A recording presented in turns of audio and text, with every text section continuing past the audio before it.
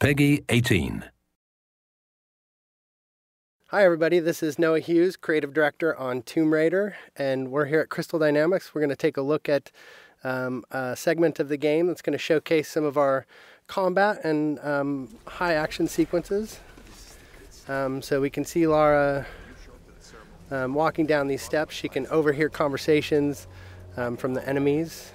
You can see as she becomes aware of the enemy presence, she'll take cover behind anything that looks like cover. So that's something that's automatic, and we really promote the ability to freely move within cover and move throughout cover. So Lara's assessing the situation. She can overhear bits of story and understand more about what's going on the island. But most importantly, she can sort of use brains as she approaches this situation. She'll take out one guy. We can see that the enemies are reacting, so they're creating cover for themselves, reacting to her situation. Another guy's trying to flush her out of cover with the Molotovs. This is just an example where we really try to make the AI adapt to the situation, but also promote movement from the player so that they're not just stuck behind cover and playing sort of pop and shoot cover games. We really promote that movement.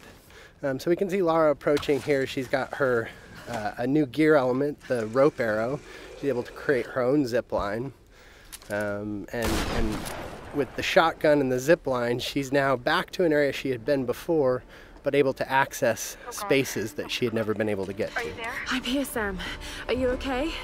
What do they want with me, Lara? A fire ritual? This is so fucked up.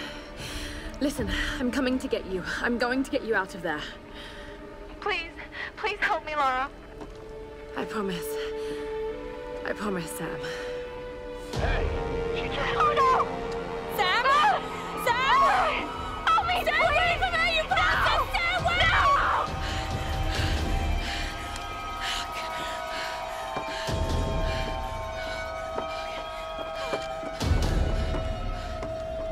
So we can see that Lara's friends, in particular Sam, is in trouble, and she has a very clear goal now, which is to make her way to the scavenger fortress where Sam is being held. So she knows that's down at the bottom of the mountain, and she's going to find a way down. I don't know. Another part of the plane? Keep working. I'll go check it out.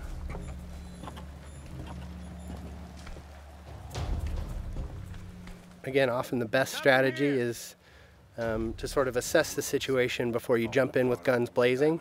Of course, you're always welcome to just open fire, but the game really promotes sort of that tactical approach in some situations.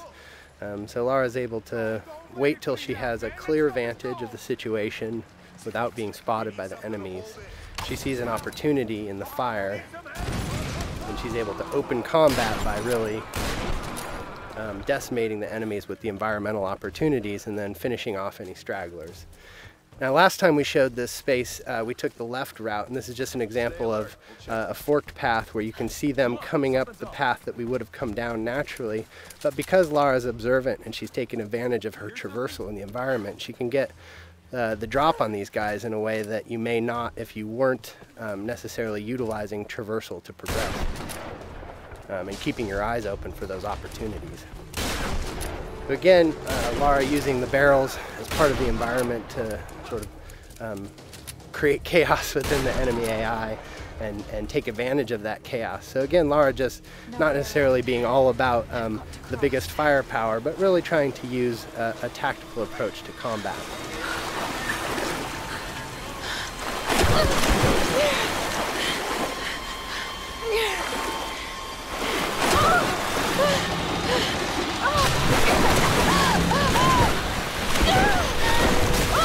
As is often the case, Lara's intended path down the mountain isn't necessarily where she ends up. So we could see an example of sort of a brutal death as Lara misnavigates the situation in the flood here. And we try to create these spikes of intense moments where maybe plan A doesn't pan out and Lara's forced to deal with plan B. And you can see her shooting out barriers with the shotgun. This is another example of us trying to use gear acquisitions as something that provides new skills in the environment beyond just combat.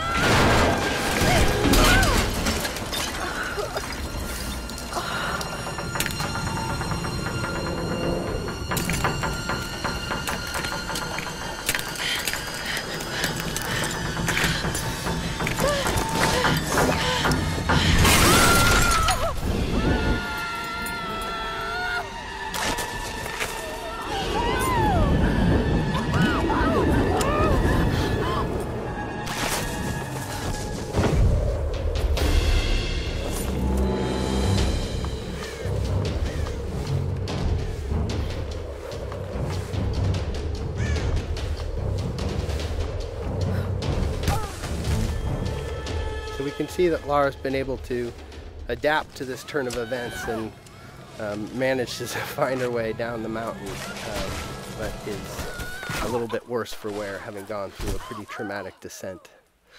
So we see Lara sort of shaken from the experience, and ultimately this is really just awakening injuries that have started since the beginning of the game. You can see her side is already bleeding from experiences she had when she first washed up on the island, and that's just been made worse by her traumatic descent. And so we're sort of introduced to this new space. This is the scavenger town, and up on the mountain you can see the ancient palace, which has been fortified by the scavengers, and really that's where Lara thinks Sam is being held, and so her goal, Sam and the others, so her goal is to really make her way into that palace. But you can see that she really is sort of feeling the effects of the fall, and as she stumbles her way into this new space, we realize that Lara is indeed worse for wear and has limited traversal capabilities. So you can't necessarily climb from roof to roof like you might if you were in the best of health. So Lara is really forced to sort of in a position of vulnerability to sneak her way towards the medical chopper that she saw, and hopefully find some supplies that are going to help her deal with her current situation. I don't know what you're talking about. Please. You are lying. I know you escaped with him. Please. I don't. I need to loosen your tongue. Tell me. So we can take a moment to overhear some of the story. That's always optional, but we try to infuse a lot of the environments with some of the backstory, and that's actually foreshadowing something that will come up a little bit later in the story. So we make our way through this grotesque tunnel, again trying to get to this medical chopper in hopes of dealing with our injuries, but really trying to take a cautious approach and stay away from these nasty scavengers. We're starting to sort of get into the heart of it. This is Lara's journey into the belly of the beast, so to speak, and we really see her sort of having to engage in direct conflict in ways that she hasn't up until this point in the game. So we can assess the situation. The guy on the top was a threat.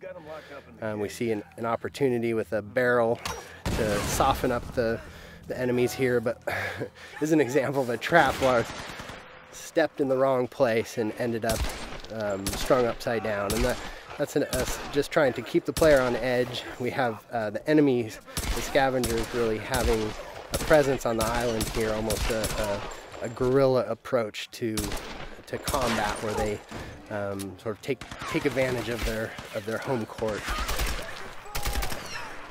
So we see combat progress from sort of that opportunity to initiate with tactical opportunities, taking out patrolling guards and exploding barrels, but then ultimately sort of being forced to confront them directly in order to get to her goals. And that's something that Lara is constantly dealing with, is this need to do whatever it takes to survive. And if these guys are presenting a threat to her, she's seen what they're capable of, and they're standing between her and sort of her ability to deal with her wounds.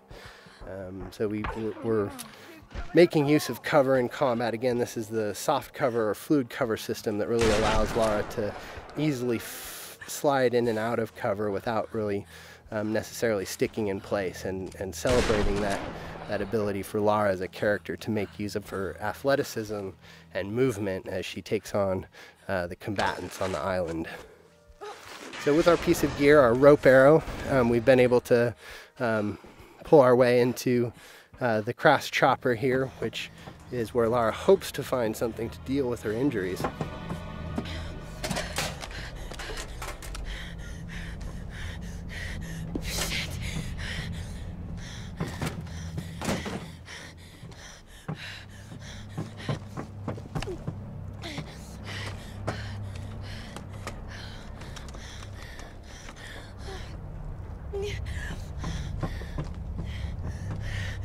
Sorry. All right, thanks everybody for joining us today. Stay tuned. We'll have some more things to show you down the road, but I hope you enjoyed our traversal down the mountain into Scavenger Hub today, and some more glimpses into our combat systems.